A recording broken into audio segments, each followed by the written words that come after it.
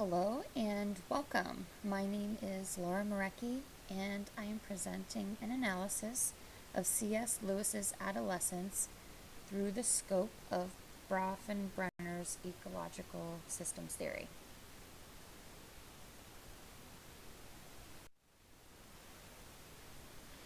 So I want to provide a brief background and history on C.S. Lewis to provide some context for later, more in-depth analysis of some of these events, which I think you'll notice many of them are intertwined or occur as a result of cause and effect. So C.S. Lewis was born Clive Staples Lewis in Belfast, Ireland, to parents Flora and Albert. After his dog Jaxie was killed by a car, C.S. Lewis decided he wanted to be named Jaxie, which later turned into Jack, and that's actually the name his friends and family knew him by for the rest of his life. From an early age, Lewis was surrounded by books. He often talked about how his room, many of the rooms in his house were overflowing with books, so naturally he developed a love of reading. His mother died of cancer in 1908, and shortly after, the relationship he and his brother Warner had with their father became very distant, and I'll go more in depth about this later. After that, it was really around this point in time that Lewis seemed to start to question his Christian faith, and this was a prominent part of his upbringing. Lewis was sent to boarding school at Windward, which eventually closed, and then was sent to Campbell College. And he seemed very unhappy in these places, and then also began having respiratory issues. So this prompted his father to send him to school in Malvern that had better health facilities. In 1913, Lewis enrolled in Malvern College, and this is where some really pivotal things began to happen for him. The first was this is the time that he actually abandoned his Christian faith and became an atheist. He was also privately tutored by William T. Kirkpatrick, which was also his father's tutor. In 1917, Lewis began studying at Oxford, but soon enlisted in the British Army 3 years after World War I began. Lewis was then wounded during the war, sent home and discharged. His roommate, Patty Moore, was killed in battle, and Patty and C.S. Lewis had kind of made a pact that if anything had happened to either of them, the other would help take care of their family. So when Patty's mother and sister moved to Oxford, Lewis moved in with them to help take care of them. This was important because he really began to think of them as family. He resumed his studies at Oxford and later went on to teach at Malvern, and developed a relationship with a group of men, including his brother, Warren, and famous author J.R.R. Tolkien. They called themselves the Inklings. So I don't know if it was as a result of the discussions these group members had, or maybe the influence of some of them, but this is also the time that he began to embrace his Christianity. So before we get started, we really just need to review what Bronfenbrenner's ecological systems theory is. So as we know, Bronfenbrenner believed that different types of environments influence the development of a person. And so in other words, you and I might be the same age, gender, or ethnicity, but our experiences, our relationships, our attitudes, our influences, our environments are going to make us different. And this can help identify why people behave differently. So as I unpack the different experiences and influences that took place during the adolescence of C.S. Lewis, it's important to break down the systems that Bronfenbrenner believed were interrelated throughout the adolescent development.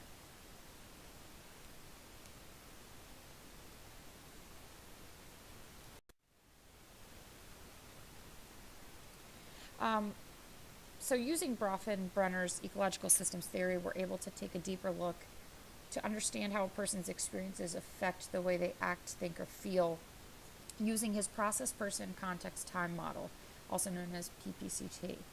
If we use the different lenses of this model, we can better focus on the role of proximal processes in the adolescence of C.S. Lewis. So beginning with process, if we take a look at this aspect of the PPCT model, it focuses on describing the interactions between a person and other people, objects, or symbols. And C.S. Lewis had a number of events or interactions that influenced his development. The first being the fact that he was engulfed by books in his home during his youth.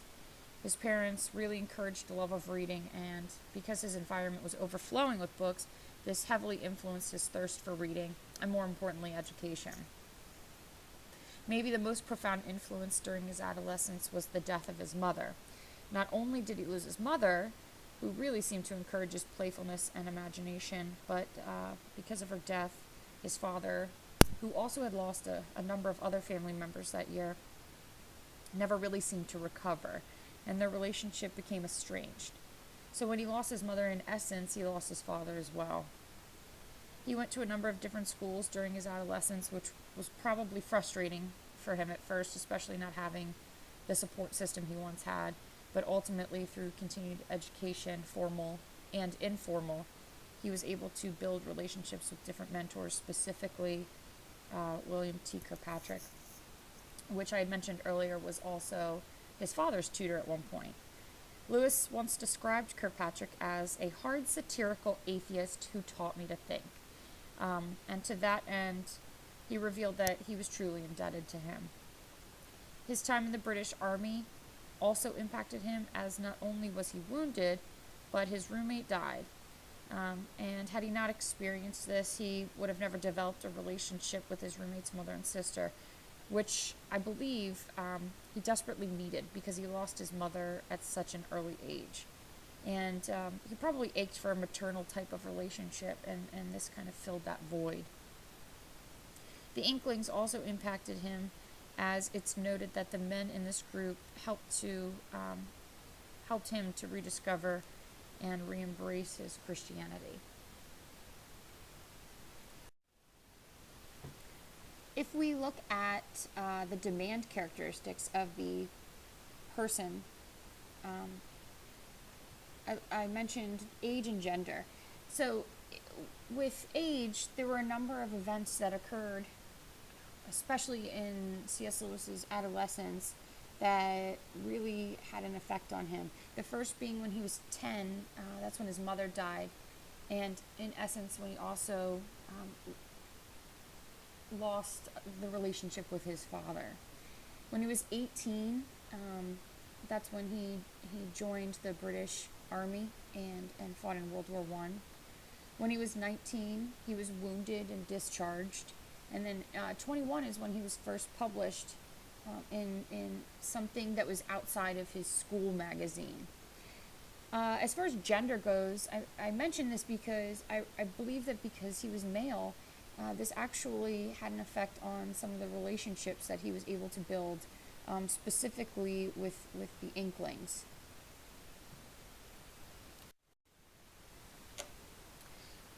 There are quite a few resource characteristics to mention, the first being parenting.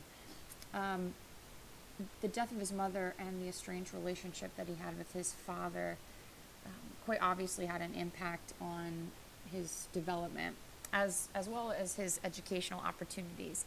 Not only did he have the opportunity to attend multiple schools, although not all of them were his choice, he did have the opportunity to be exposed to a number of different atmospheres because of his schooling.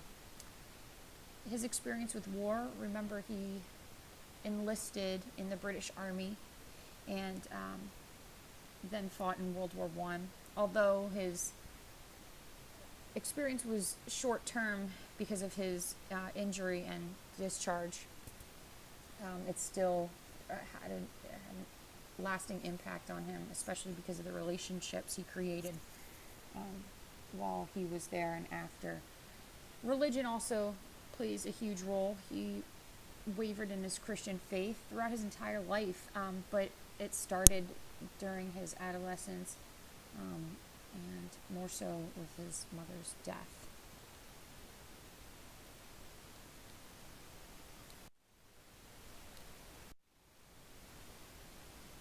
Some force characteristics that I thought were important to mention were one, his sense of humor. Throughout his writings, specifically talking about his struggle with Christianity, he really seemed to maintain a sense of humor. His imagination, I had mentioned from a young age, he was really encouraged to be playful, and he developed this love for mythology, specifically mythological creatures, and that also helped to influence him. He was also what you would call epistomophilic. He was just had a love for learning, and I think this was really heavily influenced by William T. Kirkpatrick as well, to be encouraged to think, especially more in depth about and maybe philosophically about things. And he, of course, was a bibliophile. He really loved books, and all types of books, but I'm sure that had quite an impact on his own writings.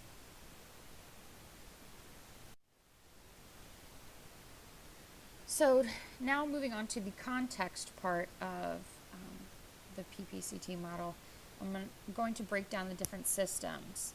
The first being the microsystem. Lewis's family, specifically his mother, father, brother, his tutor, William T. Kirkpatrick, his roommate, Patty Moore, Moore's family, as well as men in the Inklings group. These people all had an effect on his life. The educational institutions he attended, the religious practice, and abandonment were all part of his microsystem. His mesosystem, remember, this describes the relationship between the microsystems and how they relate in one's life. So, for example, the estranged relationship between Lewis and his father forced him to bounce around from school to school and not really be able to find his place until later. And the death of his mother was also interrelated to Lewis questioning his Christianity, confused as to how a loving God could really do such terrible things. His exosystem, this is, remember, essentially the link between the person and situations they have no part in. In this case, I think the most notable example to mention is the death of his mother impacting his father, thus creating palpable emotional distance in the relationship, which this could also be the cause of why Lewis's father sent him away to school. And lastly, his microsystem. C.S. Lewis was brought up in a Christian household, and despite the events in his life that made him question his religious upbringing, Christianity was alluded to and became a prominent topic in many of his writings, particularly in one of his most famous works, Mere Christianity. The last part of the PPCT model would be the time system. And I think that the most notable system is the mesotime. And I think if we look at the events that took place over the course of time in C.S. Lewis's life, Lewis discusses in many of his biographical writings how he wavered in his Christianity, in his faith, many times in his life. And I think this is mostly as a direct result of the people in his life that died.